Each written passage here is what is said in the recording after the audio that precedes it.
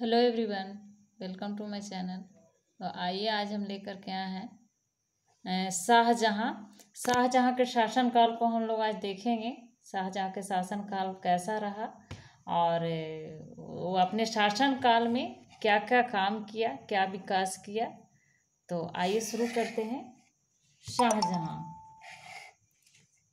शाहजहाँ का शासनकाल रहा 1627 से 1657 ईस्वी तक, 1627 से 1657 तक शाहजहाँ का शासनकाल रहा था। ये जहांगीर के बाद अकबर का पुत्र जहांगीर था और जहांगीर के बाद उसका उत्तराधिकारी शाहजहाँ हुआ। तो जहांगीर के बाद का ये मुगल सम्राट बना था शाहजहाँ, जिसका शासनकाल 1627 से 1657 ईस्वी तक का रहा। जहांगीर के बाद सिंहासन पर शाहजहाँ बैठा। जोधपुर के शासक मोटा राजा उदय सिंह की पुत्री जगत गोसाई, जोधपुर के शासक था मोटा राजा उदय सिंह की पुत्री जगत गोसाई के गर्भ से, उदय सिंह की पुत्री थी जगत गोसाई के गर्भ से 5 जनवरी 1552 ईस्वी को खुर्रम, जिसका बचपन का नाम, शाहजहाँ का बचपन का नाम था खुर्रम, तो खुर्रम का जन्म हुआ, जो बाद में शाहजहाँ के नाम से प्रसिद्ध हुआ, मुगल सम्राट बना था।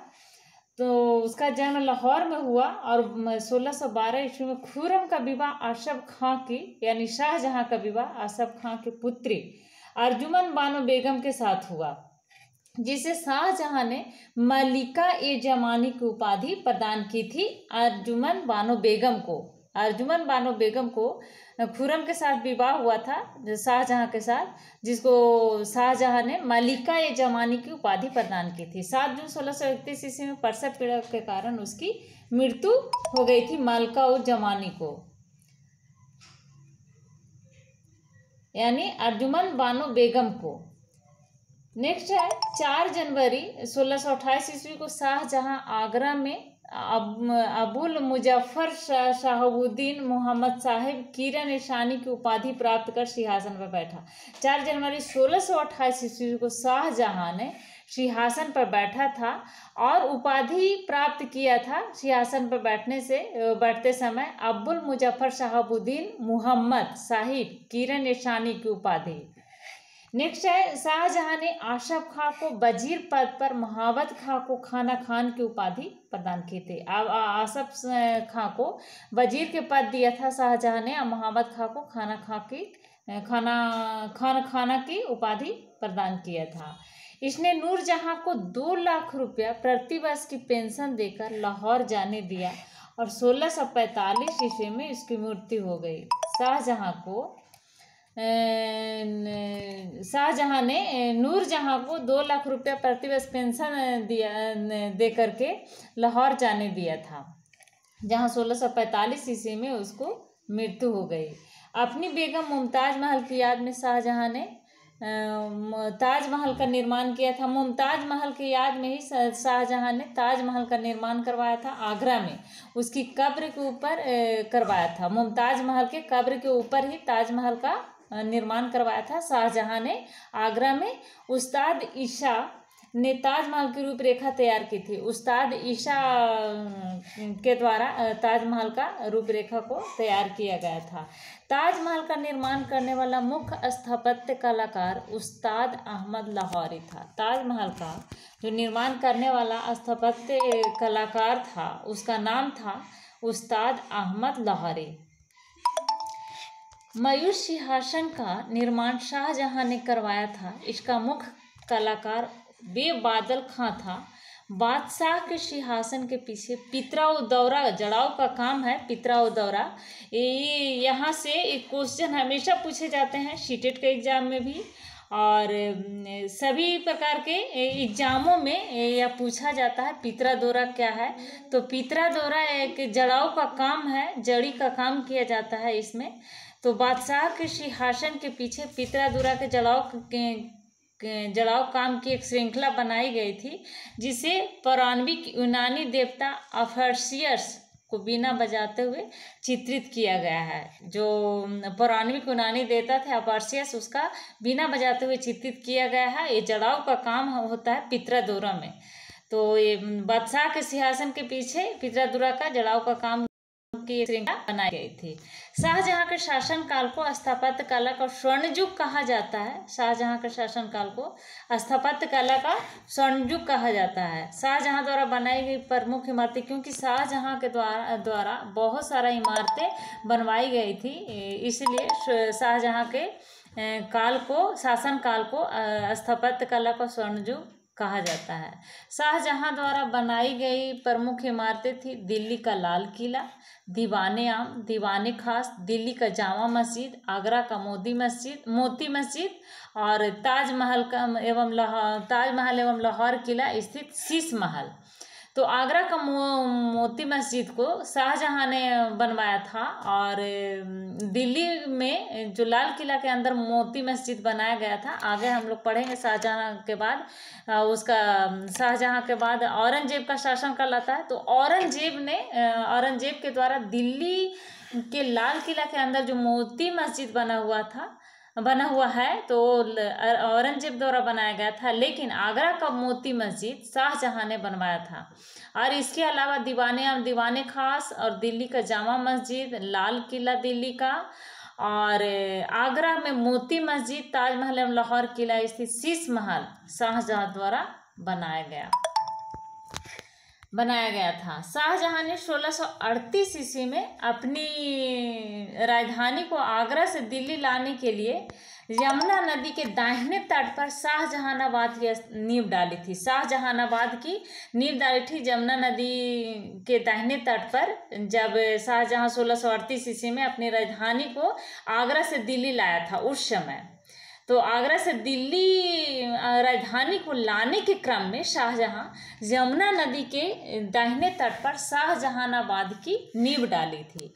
आगरे की जामा मस्जिद का निर्माण शाहजहां की पुत्री जहां आरा ने करवाई थी। आगरा में जो जामा मस्जिद है उसका निर्माण शाहजहां की पुत्री जहां आरा द्वारा करवाया गया था। शाहजहां के दरबार के प्रमुख चित्रकार मोहम्मद फकीर एवं मीर हाशिम थे। शाहजहां के दरबार में दो प्रमुख चित्रकार जो थे वो उसका नाम था, पहला का मोहम्मद फकीर और दूसरा का मीर हाशिम। शाहजहां के दरबार में बंशीधर मिश्र एवं हरि नारायण मिश्र नाम के दो संस्कृत के कवि थे। शाहजहां के दरबार में शाहजहां ने संगीता के काल को गुण समंदर की उपाधि एवं संगीतज्ञ जगन्नाथ जो हिंदी का कवि भी था को महाकवि राय की उपाधि से सम्मानित किया। शाहजहां ने संगीतज्ञ जो था लाल खां को गुण समंदर की उपाधि दिया था। संगीतज्ञ था लाल खां, तो उसको शाहजहां ने संगीतज्ञ जो था लाल खां उसको गुण समंदर की उपाधि से सम्मानित किया था। एवं जो दूसरा संगीतज्ञ जगन्नाथ थे जो हिंदी के कवि थे उनको महाकवि राय की उपाधि से सम्मानित किया था। शाहजहां के पुत्रों में दारा शिकोह सर्वाधिक विद्वान था और इसने भागवत गीता, योग वशिष्ठ, उपनिषद एवं रामायण का अनुवाद फारसी में करवाया था। तो रामायण का अनुवाद फारसी में किसने करवाया था, यह क्वेश्चन हमेशा पूछे जाते हैं। और भागवत गीता का जो फारसी में अनुवाद किसने किया था, यह भी क्वेश्चन बहुत ही इम्पोर्टेंट क्वेश्चन है, तो यहाँ से भी प्रश्न पूछे जाते हैं। तो दारा शिकोह ने भागवत गीता का, योग वशिष्ठ, उपनिषद एवं रामायण का अनुवाद फारसी में करवाया था। और इसने शर-ए-अकबर महान रहस्य नाम से उपनिषदों का अनुवाद करवाया था। दारा शिकोह कादरी सिलसिले के मुल्ला शाह बदखशी का शिष्य था। शाहजहां ने दिल्ली में एक कॉलेज का निर्माण एवं दारुल बक्का नामक कॉलेज की मरम्मत करवाई थी।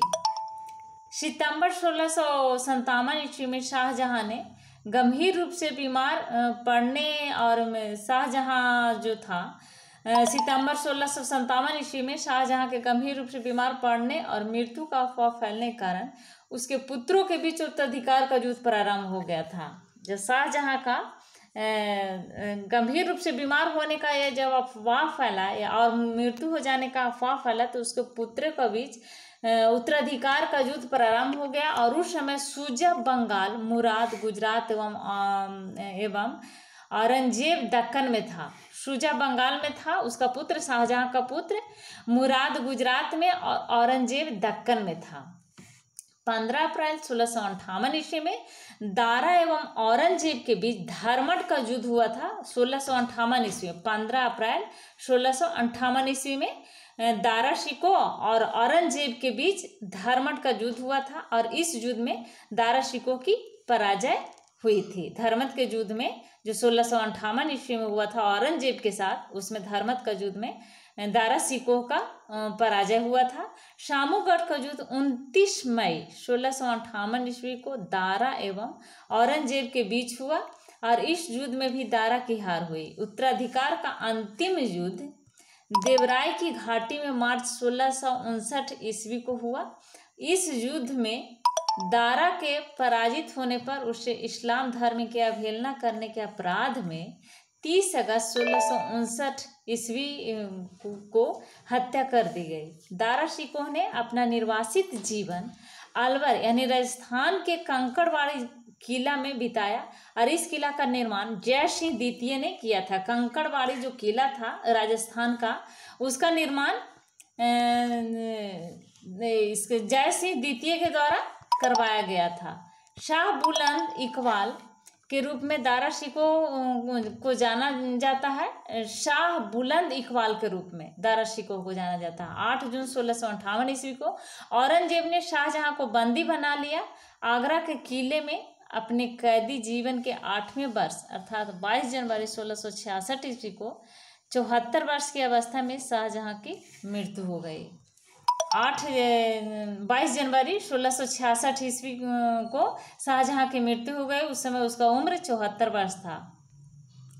तो इस प्रकार हम देखते हैं कि शाहजहां का शासन काल में स्थापत्य कला का स्वर्णयुग का काल कहा जाता है, क्योंकि उस समय बहुत सारे इमारतें को बनवाया गया था। लाल किला आगरा का जो मोती महल आगरा में बनाया है और